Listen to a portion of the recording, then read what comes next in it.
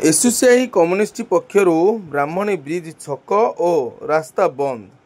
गुरुवार दिवा 12 घटिका समय एसोसिएशन कम्युनिस्ट राज्य कमिटी आह्वान क्रमे फकीर मोहन स्वयंशासित महाविद्यालय मृत छात्री सौम्यश्री को न्याय प्रदान दाबी रे स्थानीय धर्मशाला निर्वाचन मंडली अंतर्गत ब्राह्मणी ब्रिज बजार रे नाराबाजी दे शोभायात्रा और पिकेटिंग करी 53 नंबर जातीय राजपथ को अवरोध करथिबा गुरुवार दिवा 2 घटिका समय देखा मिली।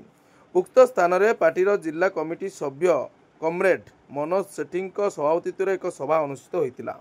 उक्त सभारे वक्तव्य रखिथिले जिला कमिटीर सभ्य कमरेड लक्ष्मीधर मल्ल और लोकाल कमिटीर सभ्य नारायण परिड़ा, संतोष लेंका, पवित्र साहू प्रमुख यह घटना को दृढ़ निंदा करने सहित मृत छात्री को न्याय प्रदान दाबी में 5 दफा दाबी यथा घटना निरपेक्ष उच्चस्तरीय तदंत करी समस्त दोषी को कठोर दृष्टांतमूलक शास्ति देवा, मृत छात्रीर परिवार को 1 कोटी टंका सहायता देवा, उच्चस्तरीय तदंत करी रिपोर्ट 7 दिन मध्य सर्वसाधारण प्रकाश करने, उक्त दुखदायक घटना समस्त नैतिक दायित्व बहन करी उच्च शिक्षा मंत्री तुरंत इस्तीफा देवा, समस्त शिक्षानुष्ठान छात्री मानक सुरक्षा निश्चित करने को सरकार निकट दाबी रखिथिले।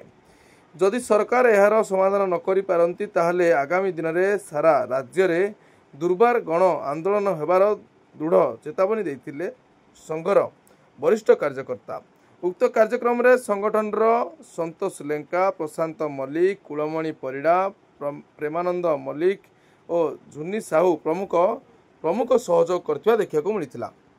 उच्च शिक्षा मंत्री तुम्हें नैतिकता दृष्टि इस्तीफा देवा दाबी।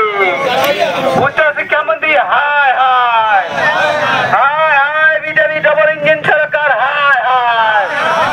सारा देश में महिला छात्री मानकर सुरक्षा कहीं नहीं सरकार तुम्हें जवाब दियो। सरकार जवाब नहीं सरकार आंदोलन चली छात्री और महिला मानकर सुरक्षा जगाई देवा आम दाबी। यही घटनार उच्चस्तरीय तदंत करी समस्त दोषी मान को कठोर शास्ति विधान करने आम दाबी। समस्त शिक्षानुष्ठान छात्री मान सुरक्षा सुनिश्चित करने आम दाबी। मृत छात्री परिवार को 1 कोटी टंका सहायता प्रदान करने आम दाबी।